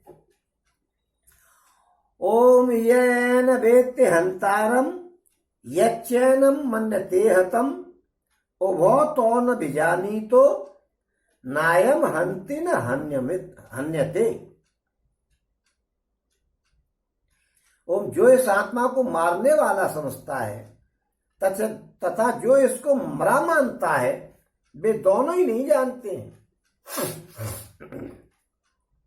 क्योंकि यह आत्मा वास्तव में न तो किसी को मारता है और न किसी के द्वारा मारा जाता है। अब दिमाग में एक बात आती है, वो कह रहे हैं कि जो इस आत्मा को मारने वाला समझता है और जो इसको मरा मानता है, वे दोनों कुछ नहीं जानते हैं। क्योंकि यह आत्मा वास्तव में न तो किसी को मारता है और न किसी के द्वारा मारा जाता है। तो फिर भाई साहब ये मरता कौन है, ये दिमाग में शंका आती है। तो हम लोग अज्ञानी हैं। दिमाग में ये बात आती है कि भाई मरना मरना हो रहा है, ये दुनिया में मारा मारी चल रही है, तो ये क्या है। तो भगवान जी कह रहे हैं कि जो इस आत्मा को मारने वाला समझता है तथा जो इसको मरा मानता है, वे दोनों कुछ नहीं जानते। क्योंकि यह आत्मा वास्तव में न तो किसी को मारता है और न किसी के द्वारा मारा जाता है। अब पहली बात तो यह कि मरना क्या है। स्थूल शरीर से सूक्ष्म शरीर के वियोग को मरना कहते हैं। जो स्थूल शरीर में से सूक्ष्म शरीर निकल जाता है, जैसे हम अभी तक बात कर रहे हैं, कथा पढ़ रहे हैं, सब बात, और अभी अभी हमको हमारे शरीर को सबने देखा है, और अब अभी हम मर जाएं तो हमारा शरीर तो ये है कि यही रहेगा, ये तो दिखेगा ही। फिर आप किसके लिए शोक कर रहे हो। तो वो जो शरीर के अंदर से चीज निकल जाएगी, जिसके कारण ये शरीर मरा हुआ रह जाएगा, उसको सूक्ष्म शरीर कहते हैं। क्योंकि एक बार युधिष्ठिर उसके हिरण्याकश्यप के भाई हिरण्याक्ष को जब भगवान ने मार दिया था, तो उस हिरण्याकश्यप ने अपने परिवार वालों को ये समझाया था यमराज जी का उदाहरण दे करके कि एक राजा था, वो उसकी रानियां थी कई, और राजा उनको बड़ा प्रेम करता था। एक बार युद्ध में राजा मारा गया। जब राजा मारा गया तो उसका शरीर पड़ा हुआ था, रानियां रोने लग रही, हाय हुसैन हम न हुए, हाय हुसैन हम न हुए, रोने चिल्लाने लग रही थी। तो वहां एक बालक आए, तो उन्होंने बालक के रूप में यमराज जी आए थे, उन्होंने बताया कि भाई आप लोग क्यों रो रहे हैं? करे साहब हमारे राजा मर गए, रो रहे हैं कि कोई बजा के? कभी राजा कहाँ मर गए? राजा के इस शरीर से ही आपने प्यार किया था, इस शरीर ने ही आपको प्यार किया था, और ये शरीर ही आपके सामने पड़ा हुआ है, तो राजा मर कहाँ गए? करे साहब जी तो बोल रहे नहीं है, चल रहे नहीं है, कुछ भी नहीं कर रहे कि भाई साहब पहले आपने इनको देखा था कि वो चीज जो जिस चीज से ये बोलते हैं चलते हैं वो चीज आपने देखी कि नहीं? साहब वो चीज हमने नहीं देखी। तो फिर ये शरीर ही तो देखा था, शरीर पड़ा हुआ, तो जो चीज इसमें से निकल गई है उस चीज को आपने देखा नहीं, तो उसके लिए आप शोक क्यों कर रहे हैं? पहले देखी थी वो चीज कि नहीं? साहब हमने नहीं देखी। तो जो चीज शरीर में से निकल करके जाती है उसको सूक्ष्म शरीर कहते हैं। वो शरीर जाकर के दूसरी जगह कहीं जन्म ले लेता, यानी स्थूल शरीर से सूक्ष्म शरीर के वियोग को मरना कहते हैं। यानी मरने वाला स्थूल शरीर है, जो मरा है वो स्थूल शरीर है। और जिस तरह इसी तरह मन बुद्धि के सहित जिस स्थूल शरीर की क्रिया से दूसरे स्थूल शरीर के प्राणों का वियोग होता है, किसी शरीर की क्रिया से मन बुद्धि के द्वारा जो क्रिया की जाती है उस शरीर की क्रिया से जो दूसरे स्थूल शरीर से सूक्ष्म शरीर का वियोग होता है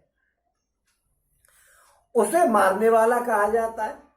यानी हमने मारा तो हमारा स्थूल शरीर की जो क्रिया हुई इससे किसी और स्थूल शरीर का और सूक्ष्म शरीर से वियोग हो गया, तो उसको मारने वाला हमको कहा जाए। यानी स्थूल शरीर को स्थूल शरीर वाला ही मारता है, ये कहा जाता है। सूक्ष्म शरीर न मरा न किसी ने मारा।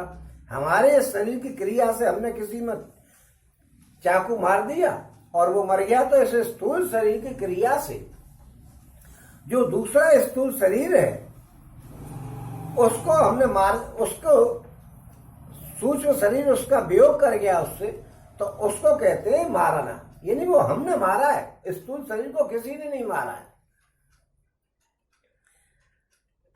इसका मतलब मरने वाला भी शरीर है और मारने वाला भी शरीर है, क्योंकि स्थूल शरीर हमारा है, हमने किसी को मारा और वो मर गया, तो उसके भी स्थूल शरीर से सूक्ष्म शरीर गायब हो गया। तो स्थूल शरीर से स्थूल शरीर को ही मारा जाता है और सूक्ष्म शरीर को न कोई मारता है न कुछ होता है। तो स्थूल शरीर से सूक्ष्म शरीर निकल जाता है, उसी को मरना कहते हैं। और अज्ञानी लोग जो है इसको आत्मा को मारने वाला और मरने वाला कहते हैं। बाकी तो शरीर क्या है, हमारी क्रिया से दूसरे शरीर की जो स्थूल शरीर से और सूक्ष्म शरीर का वियोग हुआ है उसको जो है मरना कहते हैं। तो वो हमें मारने वाला कौन है? हम मारने वाले हैं।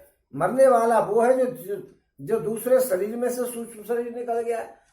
और लोग कहते हैं अरे साहब उसकी आत्मा निकल गई, आत्मा ने मारा है। किसी ने नहीं मारा, आत्मा कहाँ मार रही है? वो तो स्थूल शरीर को मार रहा है।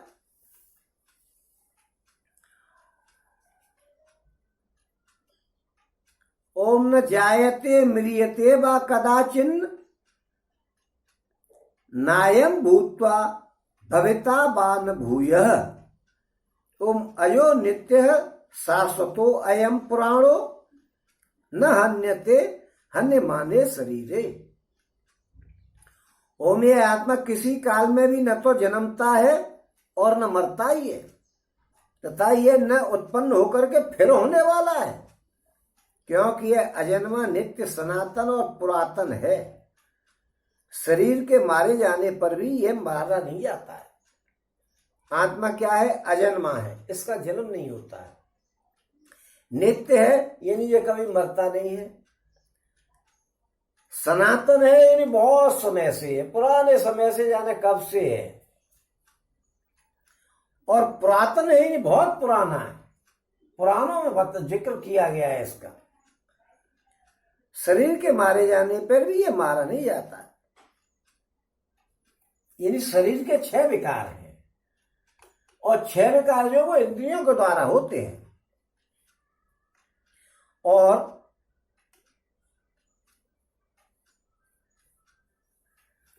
छह विकारों में आत्मा किसी काल में भी न तो जन्मता है न मरता है, तथा यह उत्पन्न होकर के फिर होने वाला भी नहीं।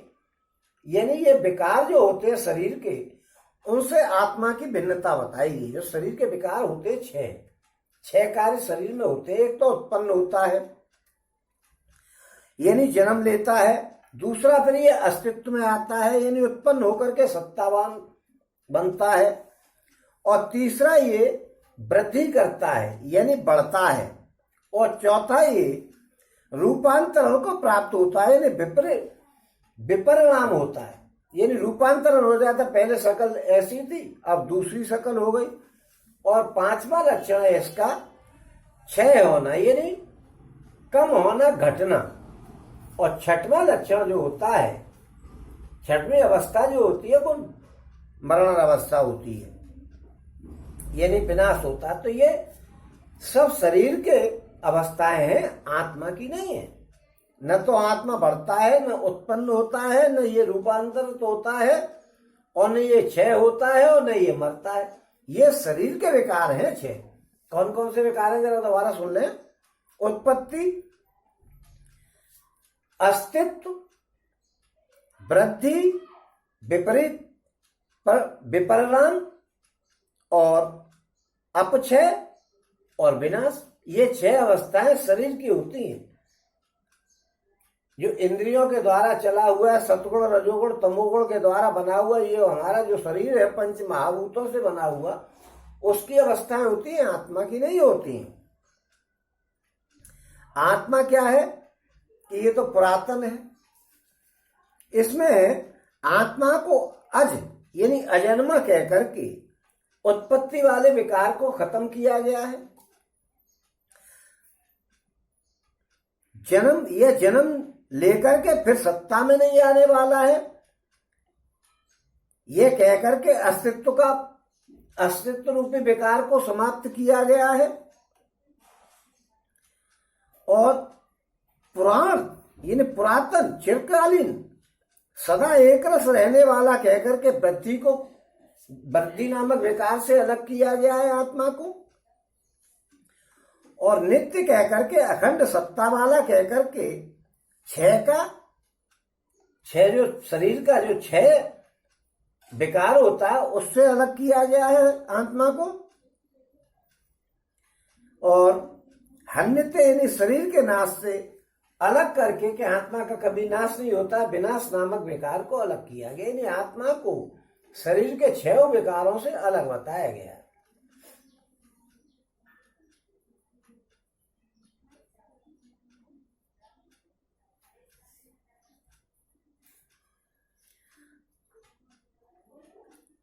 अब ये बात कहिए कि आत्मा न तो किसी को मारता है और न किसी के द्वारा मारा जाता है। उसके अनुसार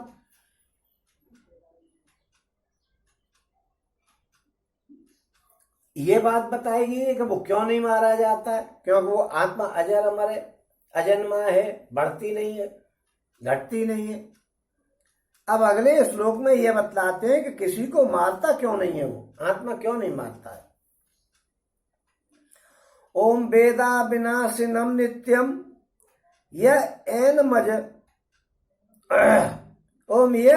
मजम अव्ययम कथम स पुरुष पार्थ कम घातयति हंतिकम।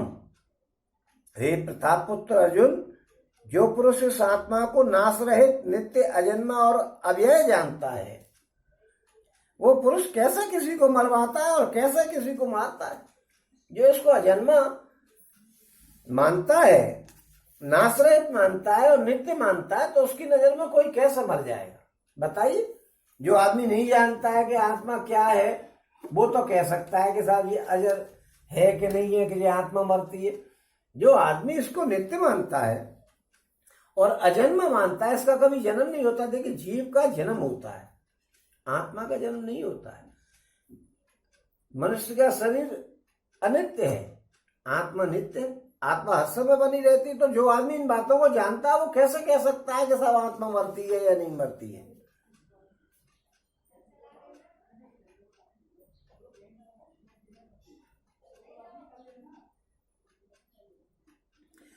ओम अब ये बात बता रहे हैं कि आत्मा जो एक शरीर से संबंध छूट करके दूसरे शरीर से संबंध होता है, उससे अत्यंत कष्ट होता है। तो उस शोक के लिए उस दुख के लिए भी शोक करना व्यर्थ बता रहे हैं। ओम वासांसी जीर्णानि यथा विहाय नवानि गृहाणि। ओम वासांसी जीर्णानि यथा विहाय नवानि गृह्णाति नरो अपराण। ओम तथा शरीराण विहाय जीर्णान्य अन्यानि संयाति नवानि देहि। ओम जैसे मनुष्य पुराने वस्त्रों को त्याग करके दूसरे नए वस्त्रों को ग्रहण कर लेता है, वैसे ही जीवात्मा पुराने शरीर को त्याग करके दूसरे नए शरीर को प्राप्त हो जाता है। यानी भगवान जी ये कह रहे हैं कि जैसे मनुष्य कपड़े बदल लेता है, ऐसे ही आदमी शरीर को बदल लेता है। वास्तव में आत्मा अचल और अक्रिय होने के कारण उसका किसी भी हालात में आवागमन नहीं होता। पर जैसे कपड़े को, घड़े को एक मकान से ले जाया जाए दूसरे मकान में और उसमें पानी भरा हो, तो आपको जो आसमान दिखेगा वो यहाँ आसमान में बादल होगा तो बादल सा दिखेगा, और जब ले जाओगे तो आपको लगेगा कि ये आसमान में घड़े में दूसरे पानी में दूसरा आसमान हो गया। ऐसा चलता हुआ आसमान में अंतर जो आपको नजर आएगा,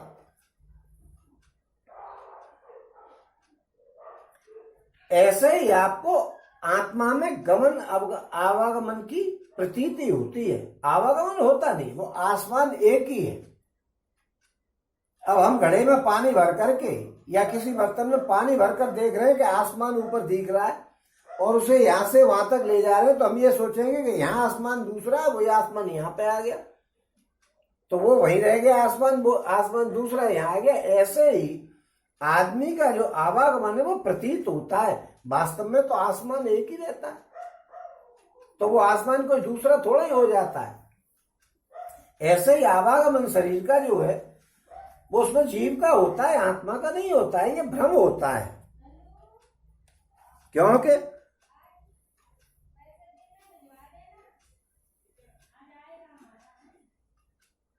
जैसे मनुष्य पुराने वस्त्रों को त्याग करके दूसरे नए वस्त्रों को ग्रहण करता है, वैसे ही जीवात्मा पुराने शरीर को त्याग करके दूसरे नए शरीर को प्राप्त हो जाता है।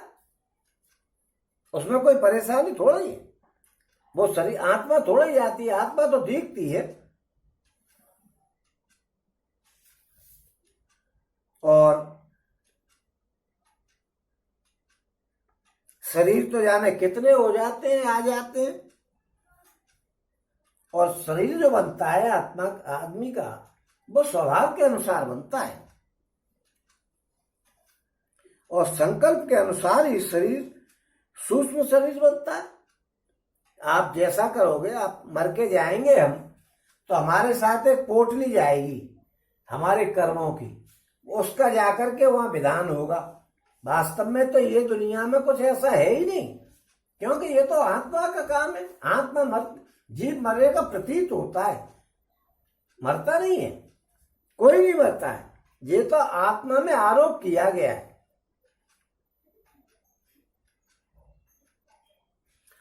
ओम नैनम छिदंती शास्त्राणि नैनम दहति पावकः न चैनम क्लेदयन्त्यापो न शोषयति मारुतः। ओम अच्छेद्यो अयम अध्यायो अयम अक्लेद्यो अशोष्य एवच नित्यः सर्वगतः स्थारुण अचल्यो अयम सनातन। ओम अव्यक्तो अयम अचिंत्यो अयम विकारो अयम उच्यते तस्मादेवं विदित्वैनं नानुशोचति मरहसी। ओम इस आत्मा को शस्त्र काट नहीं सकते हैं, इसको आग जला नहीं सकती है, इसको जल गला नहीं सकता है और वायु सुखा नहीं सकती है। यानी भगवान ने इस श्लोक में पृथ्वी आदि चारों भूतों को आत्मा का नाश करने में असमर्थ बतलाया है, क्योंकि आत्मा की फिर निर्विकार आत्मा का नित्यत्व और निराकारत्व सिद्ध किया है कि आत्मा को यह भूत जो पंच महाभूत होते, इनमें से कोई भी जला नहीं सकता है, कोई गला नहीं सकता है, कोई सुखा नहीं सकता है, क्योंकि शरीर जो है अनित्य एवं साकार वस्तु है, आत्मा नित्य और निराकार वस्तु है। ओम, क्योंकि यह आत्मा अछेद्य है इस और यह आत्मा अदाह्य है, अक्लेद्य है और निसंदेह अशोष्य है, तथा यह आत्मा नित्य सर्वव्यापी अचल और स्थिर रहने वाला और सनातन है। अप्राय यह है कि आत्मा कटने वाली, जलने वाली, गलने वाली और सूखने वाली वस्तु नहीं है। यह अखंड, अव्यक्त, एक रस और निर्विकार है। इसलिए इसका नाश करने में शस्त्र आदि कोई भी समर्थ नहीं है। तो फिर आप क्यों परेशान हो रहे हो भाई? लड़ो। क्योंकि अप्राय है कि आकाश नित्य है, क्योंकि आप आत्मा का ऐसा उदाहरण दिया जाता है कि बादल आत्मा आकाश में आते हैं और आकर के चले जाते हैं, आकाश पर कोई फर्क नहीं पड़ता है। आकाश का सबसे बढ़िया उदाहरण आत्मा का आकाश बन जाता है। ऐसे ही जीव आता है और अपना खेल करता है और चला जाता है, आत्मा वहीं की वहीं रहता है, आकाश की तरह। आकाश को कोई बादल इधर उधर नहीं करता है, वो वहीं बना रहता है। बादल आते हैं, ऐसे ही जीव आते हैं, जन्म लेते हैं, काम करते हैं और चले जाते हैं। आत्मा नित्य, आकाश की तरह आत्मा नित्य, लेकिन आकाश भी नित्य नहीं है। हम आकाश का उदाहरण आत्मा के लिए दे सकते हैं समझने के लिए। जैसे आत्मा को कोई हटा नहीं सकता, कहीं गला नहीं सकता, ऐसे ही आकाश क्या है, आकाश में बादल आए, जैसे ही हम जीवन लेकर के आए, थोड़ा सा आरोप कर दिया, विकार उत्पन्न हो गए तो हम जन्म ले गए और उसके बाद खत्म हो गए। जैसे आकाश में बादल आते हैं और चले जाते हैं, ऐसे ही हमारा जीवन है। आकाश का कभी कुछ भी नहीं होता है, ऐसे ही आत्मा का कभी कुछ भी नहीं होता है। लेकिन हम ये समझे कि आत्मा, आकाश ही आत्मा है, ऐसा नहीं है। क्योंकि जब महाप्रलय होता है तो आकाश का भी नाश हो जाता है और आत्मा का नाश कभी नहीं होता है, इसलिए वो नित्य है। आसमान नित्य नहीं है, महाप्रलय में इसका भी नाश हो जाएगा। फिर उस समय क्या होगा कि आकाश सनातन, सदा से रहने वाला, अनादि नहीं है, और आत्मा सनातन है, अनादि है। वो आत्मा सदा से ही रहती आई है। आत्मा का भी उदाहरण समझने के लिए दिया जा सकता है, पूर्ण रूप से ये नहीं कहा जा सकता है आत्मा ही आकाश है।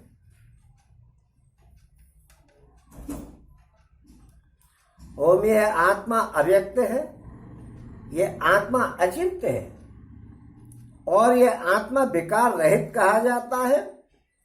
इससे हे अर्जुन, इस आत्मा को उपयुक्त प्रकार से जान करके तू शोक करने के योग्य नहीं है, अर्थात तुझे शोक करना उचित नहीं है।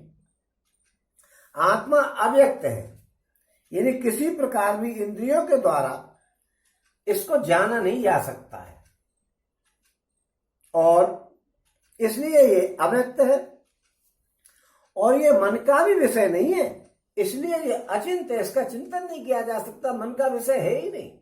न तो इसका वर्णन किया जा सकता है और न मन से इसको सोचा जा सकता है कि ये कितना बड़ा है, इसलिए ये अव्यक्त और अचिंत्य है। आत्मा को अविकारी कह करके अव्यक्त प्रकृति से उसकी विलक्षणता का प्रतिपादन किया गया है। अब प्राय यह है कि समस्त इंद्रियां और अंतःकरण प्रकृति के कार्य हैं। वे अपने कारण रूप प्रकृति को विषय नहीं कर सकते हैं। इसलिए प्रकृति भी अव्यक्त और अचिंत्य है, किंतु निर्विकार नहीं है। उसमें विकार होता रहता है और आत्मा में किसी प्रकार का भी विकार नहीं होता है। आत्मा को नित्य, सर्वगत, अचल, सनातन, अव्यक्त, अचिंत्य और निर्विकार जान लेने के बाद उसके लिए शोक करने की आवश्यकता ही नहीं। अब 2 श्लोकों द्वारा आत्मा को औपचारिक रूप से जन्मने और मरने वाला मानने पर भी उसके लिए शोक करना अनुचित सिद्ध कर रहे हैं। अब वो 2 श्लोकों में ये कह रहे हैं कि तू यही मान ले कि ये जन्मने और मरने वाला है, तो अभी इसके लिए शोक करना जरूरी है, क्यों नहीं है? ओम अथ चैनम नित्य जातम नित्य बा मन्य से मृतम तथापि त्वम महाबाहो नैवम सोचतु मरहसी। ओम जातस्य हि ध्रुवो मृत्युम ध्रुवम जन्म मृतस्य च तस्मत् अपरिहार्ये अर्थे न त्वम सोचतु मरहसी। ओम किंतु यदि तू इस आत्मा को सदा जन्मने वाला तथा सदा मरने वाला मानता है, तो अभी ये महाबाहो इस प्रकार शोक करने के योग्य तो नहीं है, क्योंकि इस मान्यता के अनुसार भी जन्मे हुए की मृत्यु तो निश्चित है और मरे हुए का जन्म निश्चित है। इससे भी इस बिना उपाय वाले विषय को तू शोक करने के योग्य नहीं है। अब भगवान जी ने थोड़ी ये बात कही कि मरने वाले को मान्यता के अनुसार जन्मे हुए की मृत्यु निश्चित है और मरे हुए का जन्म निश्चित है। अब यहाँ एक थोड़ी सी बात ये भी आ जाती है कि भाई मरने वाले के जन्म निश्चित है, तो फिर जो मोक्ष होते हैं उनका तो जन्म होता ही नहीं है। लेकिन यहाँ ये बात आ जाती है कि वो मरने वाला और जन्मने वाली बात तो है ही नहीं। वो तो एक उदाहरण दे करके समझा रहे हैं कि भाई तू ये समझे कि जो जन्मा है तो उसकी तो मृत्यु निश्चित है और जो मरा है उसका जन्म निश्चित है। तो ये उनको उदाहरण दे रहे हैं। ये बात गलत है, क्योंकि आत्मा मरने वाली है ही नहीं, तो जन्मने वाली का है। आत्मा तो हर जगह समान है। इसलिए ये बात नहीं चल पाएगी यहाँ कि साहब उनका जन्म जरूरी है कि नहीं, क्योंकि जन्म जरूरी है। झूठ मान रहे हो ना, झूठी बात कर रहे हो वो। इसलिए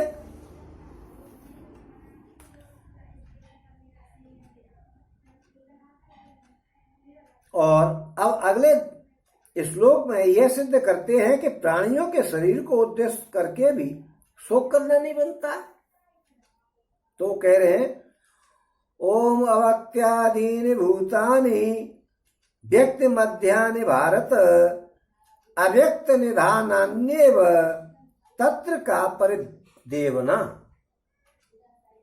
ओ भाई अर्जुन, संपूर्ण प्राणी जन्म से पहले अप्रकट थे और मरने के बाद भी अब प्रकट हो जाने वाले हैं, केवल बीच में ही प्रकट हो रहे हैं। फिर ऐसी स्थिति में क्या शोक करना है? या मरने से पहले हमारा कोई पता नहीं है कि हम कहां से आए हैं, और मरने के बाद हम कहां चले जाएंगे ये भी पता नहीं, तो फिर बीच में कहां से आए जिसका आदि और अंत नहीं है। ऐसी स्थिति में वो आदमी का क्या भरोसा है? वो कहां से आया कहां चला गया? तो बीच जिसका ऊपर का पता नहीं छोर, नीचे का छोर पता नहीं, तो बीच में ही कहां से आया? अतः ऐसे आदमियों के लिए शोक क्या करना?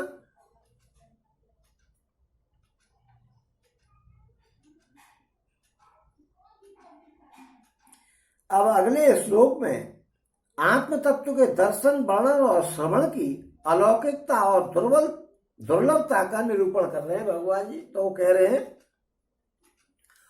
ओम आश्चर्यवत् पश्यति कच्चिन देमा आश्चर्यवद्वत्ति तथैव चान्यः। ओम आश्चर्यवच्चैन मन्यः शृणोति श्रुत्वाप्येनम् वेद न चैव कंचित। कोई कोई महापुरुष ही इस आत्मा को आश्चर्य की भांति देखता है और वैसे ही दूसरा कोई महापुरुष ही इसके तत्व को आश्चर्य की भांति वर्णन करता है, तथा कोई दूसरा अविनाशी पुरुष ही, अधिकारी पुरुष ही इसे आश्चर्य की भांति सुनता है, और कोई कोई तो सुनकर के भी इसको जानता नहीं है। यदि ये बात बताइए कि आत्मा आश्चर्यमय है, इसलिए इसे देखने वाला संसार में कोई बिरला ही होता है, और वो उसे आश्चर्य की भांति देखता है। जैसे मनुष्य लौकिक दृश्य वस्तुओं को मन, बुद्धि और इंद्रियों के द्वारा इदम बुद्धि से देखता है, आत्मदर्शन वैसा नहीं है। आत्मा का देखना अद्भुत और अलौकिक है, क्योंकि आत्मा को तो कोई देख ही नहीं सकता है। जब एकमात्र चेतन आत्मा से भिन्न किसी की सत्ता है ही नहीं, तो उस समय आत्मा स्वयं अपने द्वारा अपने आप को देखती है, और किसी को कोई दूसरा देखता ही नहीं है। जैसे कोई आश्चर्य की भांति इसका वर्णन करता है, तो इसके बारे में यह बताया गया है कि इससे यह भाव दिखलाया गया कि आत्म साक्षात कर चुकने वाले सभी ब्रह्मनिष्ठ पुरुषों द्वारा दूसरों को समझाने के लिए आत्मा का स्वरूप का वर्णन नहीं किया जा सकता। ब्रह्मनिष्ठ आदमी आत्मा का वर्णन नहीं कर सकता है। जो महापुरुष परम तत्व का, परमात्म तत्व को भलीभांति जान लेता है और वेद शास्त्रों का ज्ञाता होता है, वे ही आत्मा का वर्णन कर सकते हैं, और उनका वर्णन करना भी आश्चर्य की भांति होगा, क्योंकि किसी को यकीन का होगा कि आत्मा ऐसी है, को हर जगह ही मौजूद है, इस पर कौन विश्वास कर लेगा। अर्थात किसी को समझाने के लिए लौकिक वस्तु के स्वरूप का वर्णन किया जाता है, उस प्रकार आत्मा का वर्णन नहीं किया जा सकता है। किसी लौकिक वस्तु का उदाहरण दिया जा सकता है, आत्मा का उदाहरण है ही नहीं, क्योंकि आप आकाश का उदाहरण दे सकते हैं, लेकिन आकाश जो है वो महाप्रलय में खत्म हो जाता है, तो फिर कैसे उदाहरण दे दोगे। जितने भी उदाहरणों से आत्म तत्व समझाया जाता है, उनमें से कोई भी उदाहरण पूर्ण रूप से आत्मा को समझाने वाला नहीं है। उसके किसी एक अंश को ही उदाहरण द्वारा समझाया जा सकता है, क्योंकि आत्मा के सदृश अन्य कोई दूसरी वस्तु है ही नहीं, इसलिए कोई उदाहरण उस पर पूरा उतरता ही नहीं है। वास्तव में आत्मा वाणी का विषय नहीं है, इसलिए वाणी द्वारा उसका वर्णन नहीं किया जा सकता है। अर्थात जिन पदार्थों को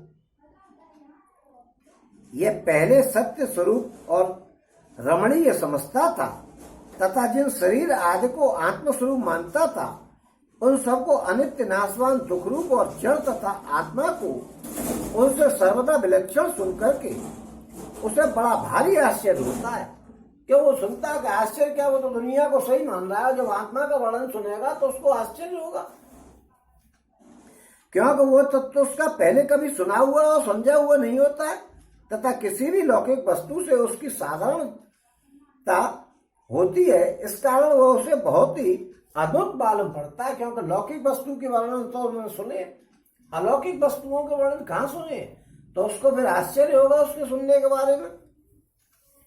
और जिसके अंतःकरण में पूर्ण श्रद्धा नहीं है, आस्तिकता नहीं है, वो उसकी बात को सुनकर के समझेगा ही नहीं, क्योंकि जिसकी बुद्धि सूक्ष्म नहीं होती है, ऐसा मनुष्य इस आत्म तत्व को सुनकर के भी संशय और विपरीत भावना के कारण इसके स्वरूप को, यथार्थ को नहीं समझ सकता है।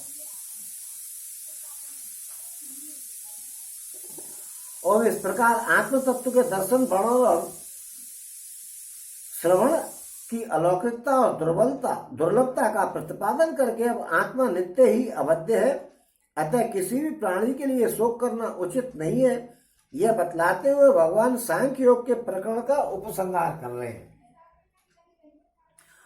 ओम देहि नित्यम बध्यो अयम देहे सर्वस्य भारत तस्मात् सर्वाणि भूतानि न त्वं सोचतु मरहसी।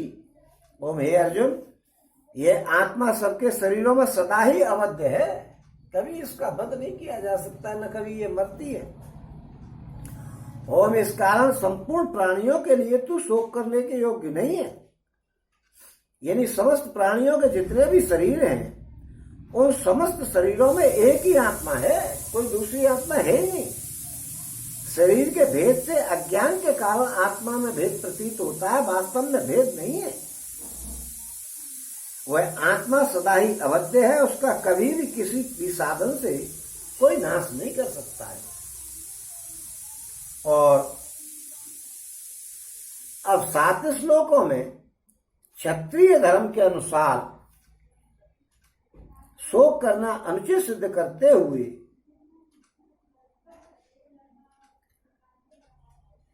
भगवान अर्जुन को युद्ध करने के लिए उत्साहित कर रहे हैं। यानी अब 7 धर्मों में वो ये कह रहे हैं 7 श्लोकों में कि आपको क्षत्रिय धर्म के अनुसार युद्ध करना चाहिए।